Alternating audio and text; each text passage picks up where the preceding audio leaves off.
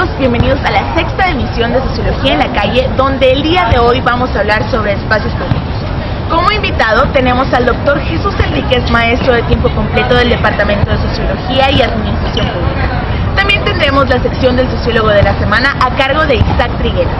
Mi nombre es Sheila Hernández Alcaraz y aquí comienza Sociología en la Calle. Hola, ¿qué tal? Mi nombre es Jesús Enríquez Acosta, profesor del Departamento de Sociología y Administración Pública. Soy sociólogo y pues voy a hablar ahora un poco acerca de este ámbito que es muy importante para la sociología, que es el espacio público, ¿no? Maestro, vamos a definir qué es un espacio público. Un espacio público, siempre tenemos nosotros la idea de que solamente son las calles, ¿no? Y las banquetas de una ciudad, pero esta es una dimensión material un poco reducida, ¿no? Creo yo que un espacio público es algo mucho más amplio que esto, ¿no?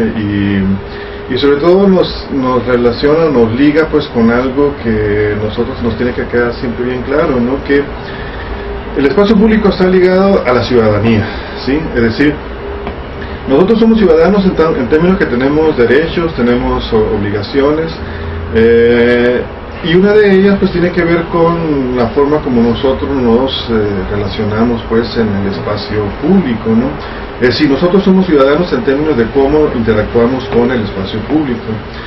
Un espacio público sobre todo se define pues a partir de que sea algo accesible, un ámbito accesible, es decir, que no existe pues una restricción, un obstáculo, una limitación pues para que nosotros como ciudadanos acudamos pues al espacio público, ¿no?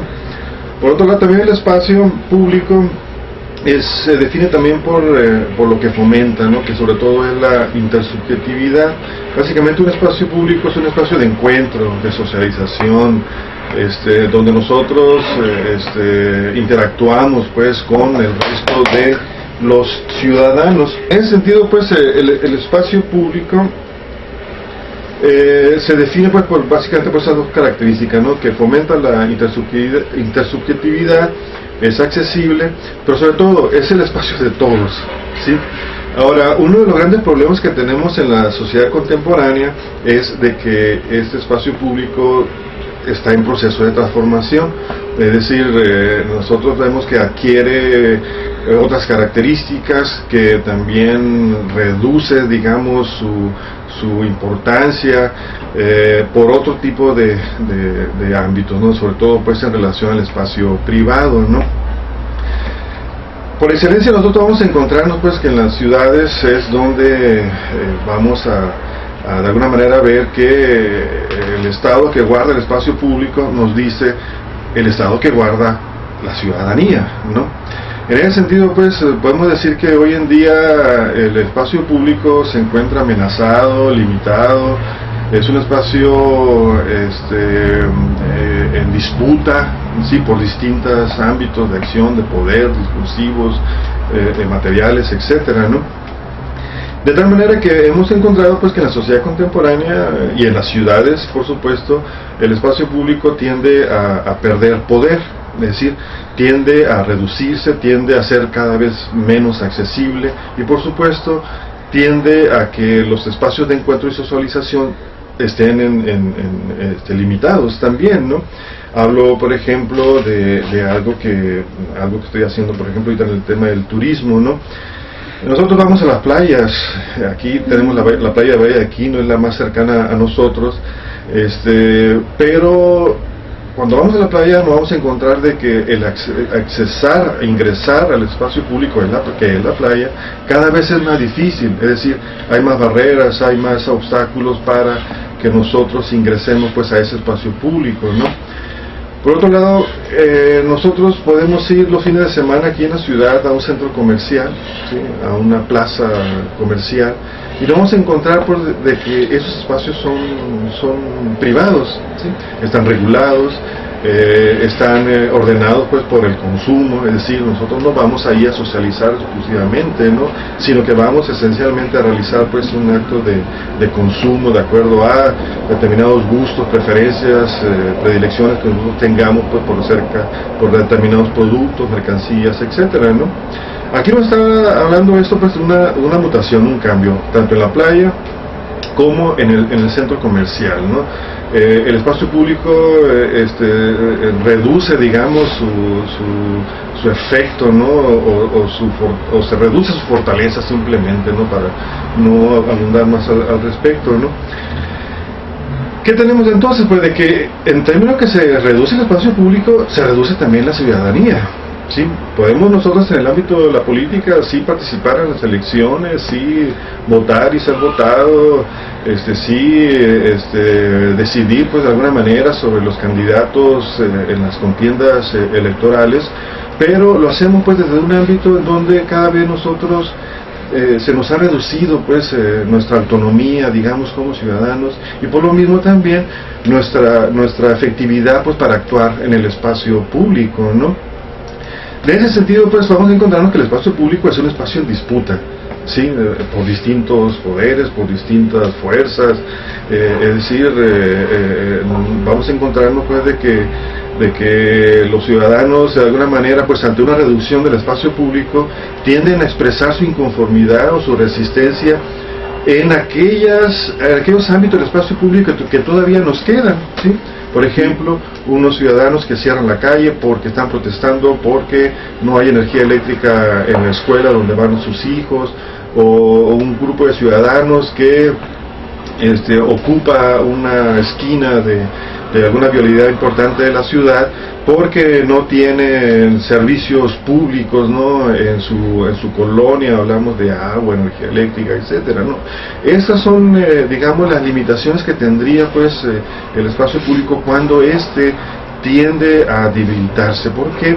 Porque el ámbito del espacio público no es solamente esto, pues las expresiones en calles y banquetas, que es donde generalmente nosotros pensamos pues que estamos ante el espacio público. No, estamos ante una dimensión mucho más amplia, más compleja, y que nos sirva a nosotros básicamente, como te decía al inicio, ¿no?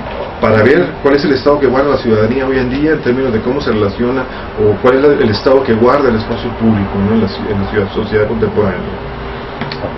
Es muy amplio, ¿no? Yo te puse dos ejemplos ahorita, ¿no? Por ejemplo, en las investigaciones que yo hago ahorita desde la sociología estoy analizando pues las playas, el tema del turismo, ¿no? ¿Qué significado tiene el turismo en términos de tendencias contemporáneas y qué implicaciones tiene esto en los espacios, ¿no? Y en particular en el espacio público, ¿no? Esa es una, por ejemplo, ¿no? Otra más tiene que ver, por ejemplo, con lo que acontece al interior de las ciudades, ¿no?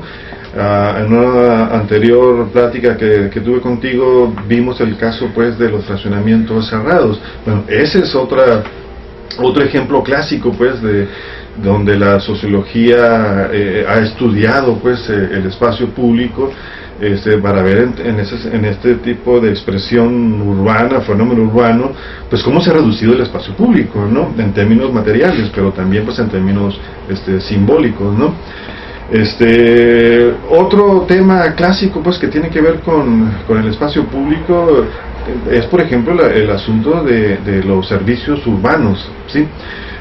Nosotros hemos observado pues que en muchas ciudades, y es una tendencia contemporánea, el espacio público tiende a debilitarse en relación pues al espacio privado, ¿sí?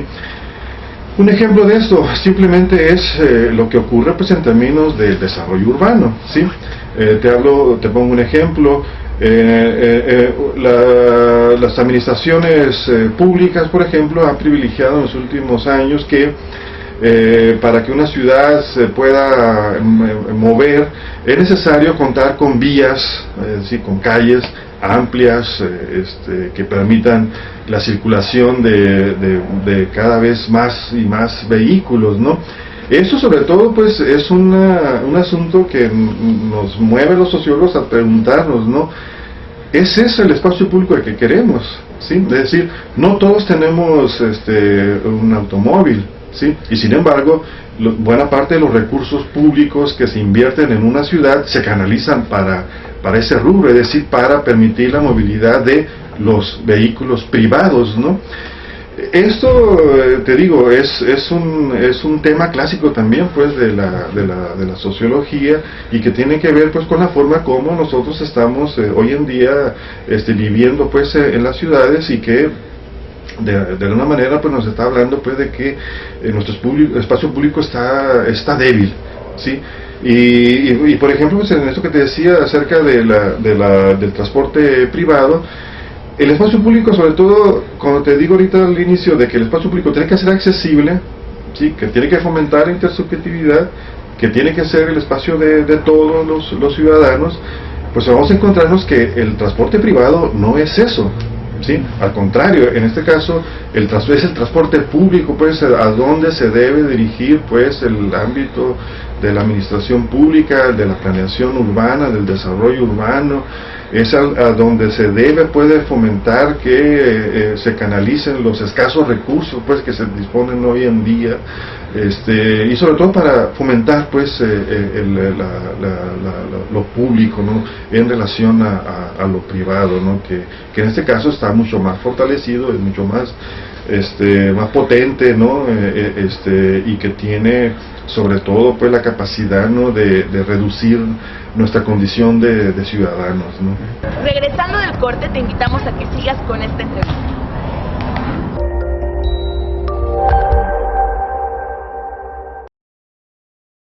Hola, ¿qué tal, amigos? Desde Hermosillo, Sonora, México, queremos mandar unos saludos muy especiales a nuestros amigos de Bolivia, Perú, Colombia, Puerto Rico, Costa Rica, El Salvador, Venezuela, España, Argentina y Chile.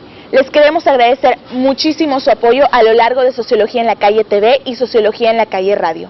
Les invitamos a que sigan con nosotros en este proyecto y muchas gracias. Mi nombre es Sheila Hernández Alcaraz y estamos en contacto.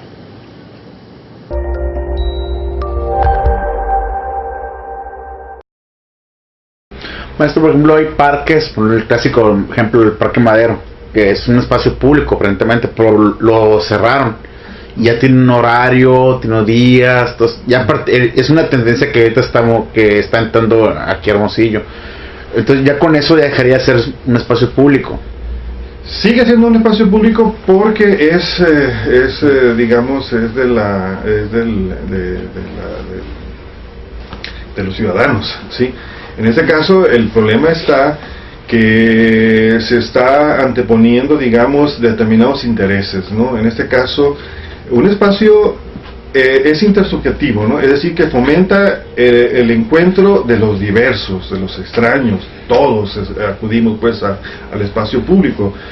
En ese sentido, pues, un espacio público es plural, es decir, todos podemos ir, hombres, mujeres, niños, podemos acudir al espacio público, ¿no?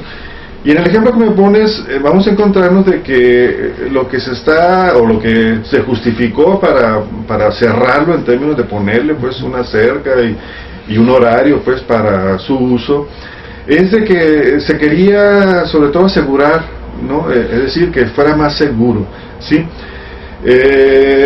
Pero con esto sobre todo se estaba hablando, pues, de que se quería restringir determinados usos de ese espacio, ¿sí? Por ejemplo, que sea el espacio de encuentro, ¿no? de minorías, de indigentes, de grupos que tienen, pues, otro tipo de preferencias sexuales, que son consideradas, pues, como negativas, como que no deben de ser vistas por el conjunto, pues, de la sociedad, ¿no?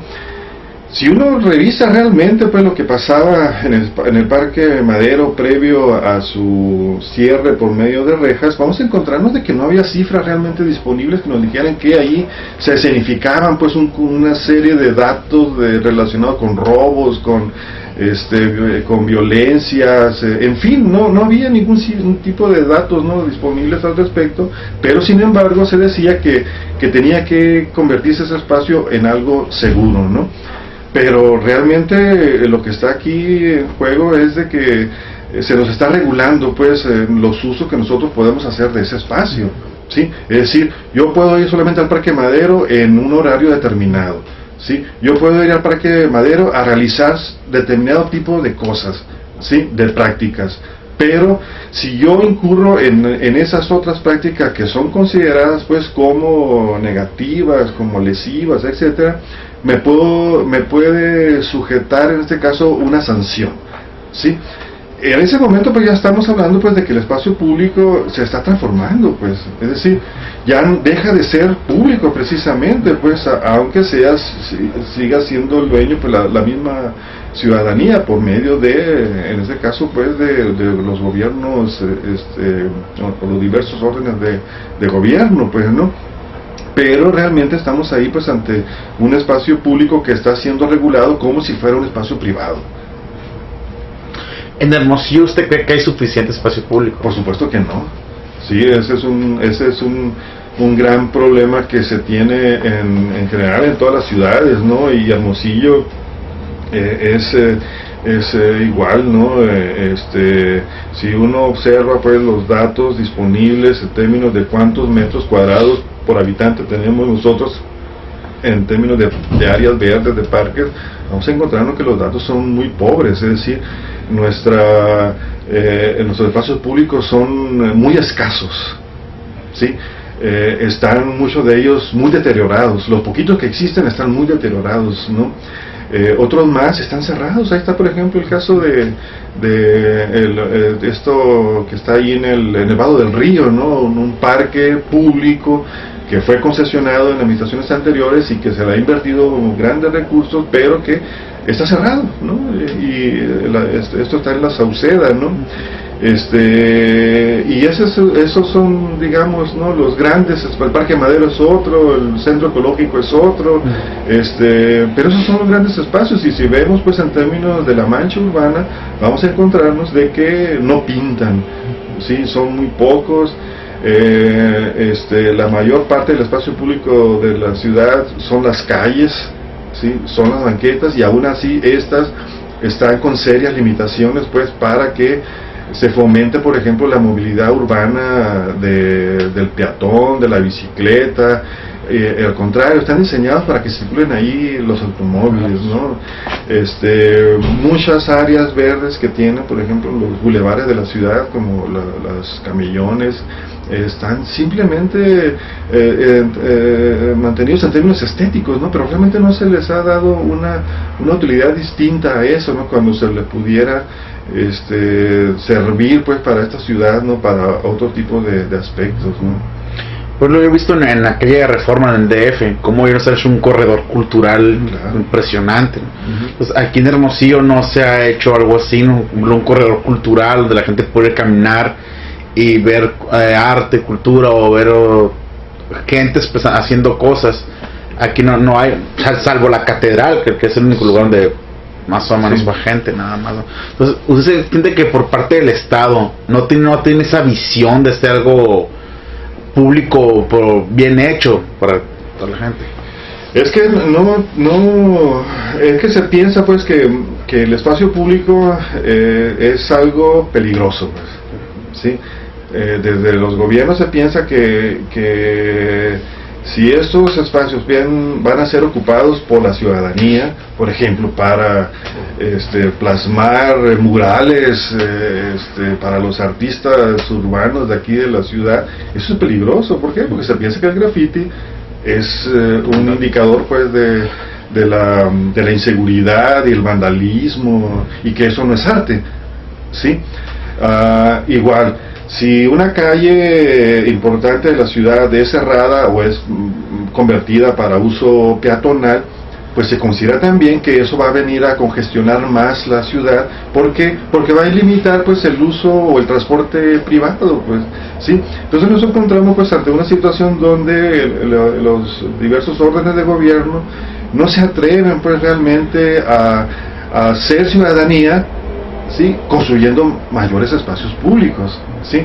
Se entiende pues en este caso que la ciudadanía solamente se logra a partir de nuestros derechos políticos, pues, pero no es así, pues el asunto está que nosotros requerimos como ciudadanos caminar por las calles, requerimos ir a determinados sitios de disfrute, de entretenimiento, de ocio, por ejemplo, que fuera de nuestra ciudad, pues si contáramos pues con ese tipo de corredores donde nosotros no solamente fuéramos a comprar cosas, que es parte de lo que debemos encontrar en una ciudad, sino también pues a consumir arte, cultura, pasar el día, hacer ese tipo de prácticas que le darían mucha vida pues a una ciudad.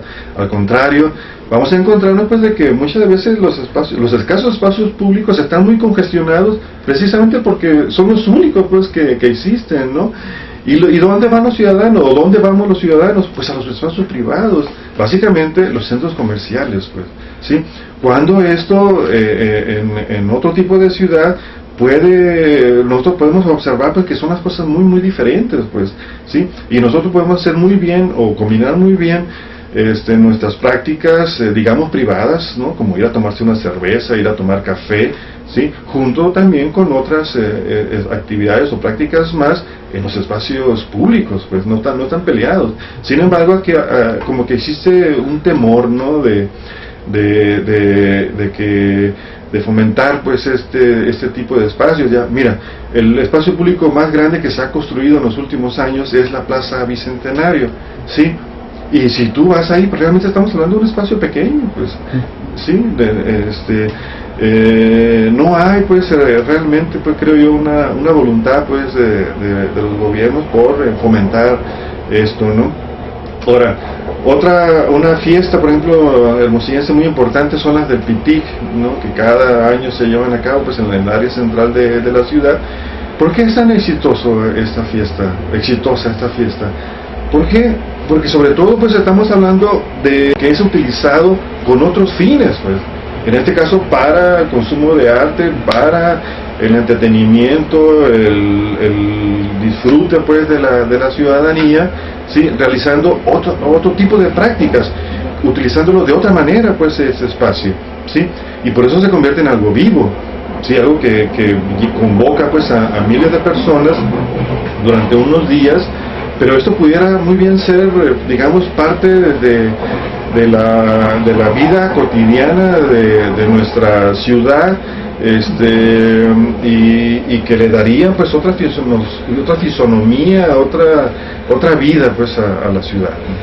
Maestro, ¿usted cree que le aconsejaría a estudiantes de sociología que van apenas en primer semestre, tercer semestre, que tal vez les gustaría lo urbano, meterse en urbano? O sea, ¿qué les aconsejaría? Pues mira, lo que es el ámbito de lo urbano, o la dimensión urbana, es muy rica, es muy viva, es muy diversa, ¿no? Como sociólogos creo yo que podemos de muchas maneras, ¿no? Dar respuestas, ¿no? a lo que está aconteciendo pues en nuestra vida cotidiana, ¿sí? Porque parte importante de nuestra vida cotidiana se lleva a cabo pues en la dimensión urbana, pues, sí, en la escuela, en el trabajo, en la vida pública, es decir, en diversos ámbitos, en distintas ocupaciones, dedicaciones, etcétera, pues, ¿no? Entonces es un ámbito muy vivo, muy dinámico, sí, y que a su vez expresa los cambios y las transformaciones que vivimos, pues, en la actualidad, ¿no? Y en ese sentido, pues, un estudiante de sociología pudiera encontrarse un ámbito para el estudio muy rico, ¿sí? Y que nos permitiera a nosotros dar respuestas pues a demandas, ¿no? de la ciudadanía, acercarnos con la comunidad, contribuir pues de alguna manera pues al desarrollo local, que no tiene que ver solamente pues con los aspectos económicos, este asunto o este tema del desarrollo, ¿no? Sino que tiene que ver también con el fortalecimiento pues del ciudadano, la vida pública, los usos, las prácticas sociales, etcétera, ¿no? Y ahí la sociología tiene mucho que decir al respecto. A continuación, quédate en la sección del sociólogo de la semana.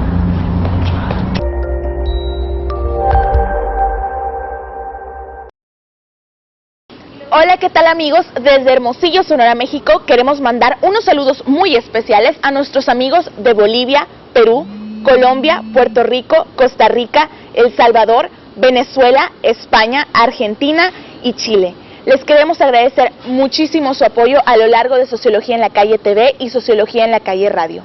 Les invitamos a que sigan con nosotros en este proyecto y muchas gracias.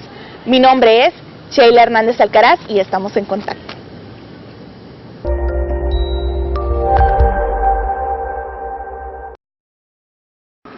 Hola, soy Isaac Trigueras y vengo a hablarles de Durkheim, sociólogo francés, otro de los clásicos del pensamiento sociológico. Durkheim nació el 15 de abril de 1858, en Francia, en el seno de una familia judía y de rabinos. Ser un destacado estudiante le permitiría entrar en 1879 en la Escuela Normal Superior de París, en la cual más tarde se licenció en filosofía. En 1902 fue nombrado profesor de la Cátedra de Ciencias de la Educación de la Universidad de París, donde ejercería la docencia hasta su fallecimiento. Durkheim pasó de un interés inicial por la pedagogía a una mayor amplitud de miras que lo llevó al campo de la sociología, con cierta influencia positivista a partir de las formulaciones de Auguste Comte. En su primer trabajo, que fue su tesis doctoral sobre la división del trabajo que escribió en 1893, en dicha obra examina los cambios en la división del trabajo. En otra de sus obras importantes, Las reglas del método sociológico, analiza la forma en que el sociólogo debe atacar los fenómenos sociales. Para ello formula ciertos presupuestos o reglas que el sociólogo debe llevar a cabo para el estudio de los hechos sociales. En primera menciona que los hechos sociales deben ser considerados como cosas, fundamental para distinguirlo a la sociología de la filosofía, ya que estos son dados, coercitivos y exteriores, que a diferencia de la psicología, los hechos sociales tienden a que son exteriores, o sea, que son más empíricos y que se deben atacar a partir del estudio y la observación. Así es como Durkheim fue un sociólogo pionero en esta ciencia. Bueno amigos, esto fue todo por hoy. Esperamos que esta emisión haya sido de su agrado. Les recordamos que estamos en diferentes redes sociales. Estamos en YouTube, Instagram, Twitter y Facebook. También estamos de 12 a 1 p.m. en Voz Radio Online y los miércoles en Central Informativa TV. Los jueves estamos a las 6 de la tarde en Canal 8 y 223 por Megacable y los viernes a la misma hora, pero en aztecasonora.com. Así que los esperamos. Mi nombre es Sheila Hernández Alcaraz y fue un gusto estar con ustedes. Nos vemos la próxima semana.